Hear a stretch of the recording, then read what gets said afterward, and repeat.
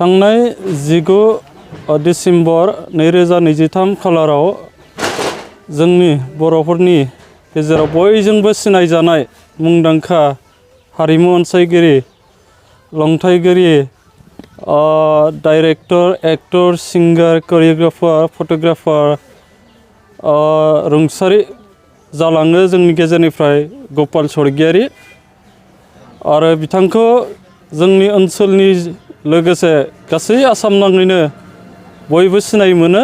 गपाल स्वर्गियारि होनोब्ला बिथाङा सासे मोजां आर्टिस्ट आरिमुगोरा। दा बिथाङा अबथिरायै जोंनिफ्राय थांनाय 19 डिसेम्बराव 2023 मायथाइनि बे खालाराव आगोमायै गोमालाङो जोंनिफ्राय। दा बिथांनि सारादुखौ जोङो रायजोआरि हिसाबै फैगौ 28 जानुवारि 2024 खालार एबा सानडेआव जोङो खुंनो थि खालामनाय जादों आरो बेखौ जोङो ओनसोलनि गासैबो रायजो राजा बिथांमोनखौ लानानै जों मोनसे बानजाय आफाद दानानै लानाय जादों आरो बे बानजाय आफादनि गेजेरजोंनो जोङो बिथांनि सारादुखौ रायजोआरि महरै खुंफुंनो आखायाव थि लानाय जादों। हाबाफारि बायदियै जोङो बिथांनि बिहोमाखौ नोजोर बोनानै गसाइनिसिम आर'ज खालामनो थाखाय जोङो मास प्रेयार लानाय जादों।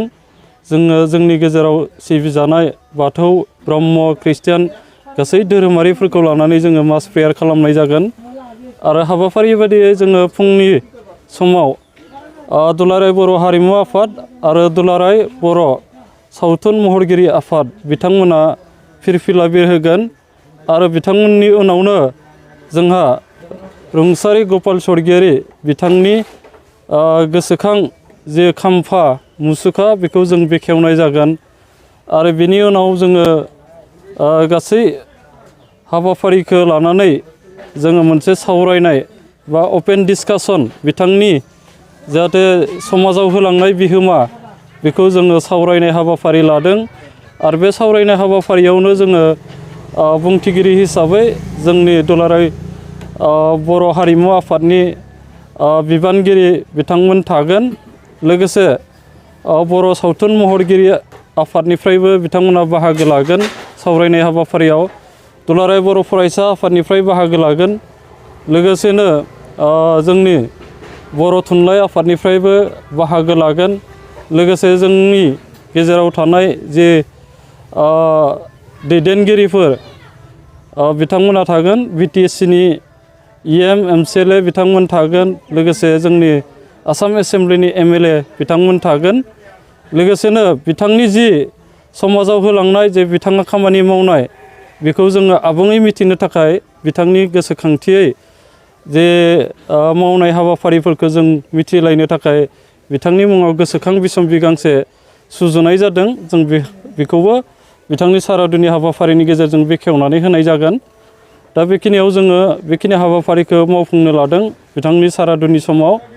लोगोसेयैनो जोङो बिथांनि सारादुनि हाबाफारिया जोबनायनि समाव मोनाबिलि समाव बिथांनि जिउमानि गोजोननि थाखाय जोङो आलारि बाथि फोजोंनाय हाबाफारि लानाय जादों।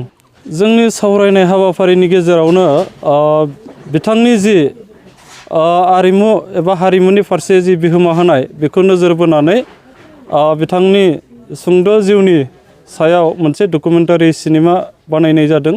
जों बेखौबो हाबाफारिनि गेजेराव दिन्थिफुंनाय जागोन।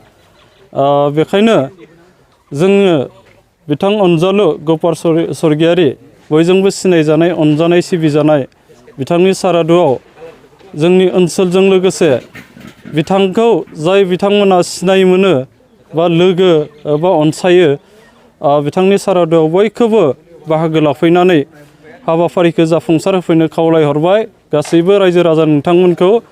लोगोसेनो बे हाबाफारिनि गेजेराव बिथांनिसिम जे मोनसे बिबार बावनाय हाबाफारि बेखौबो मावफैनो थाखाय आं गुरै खावलायबाय।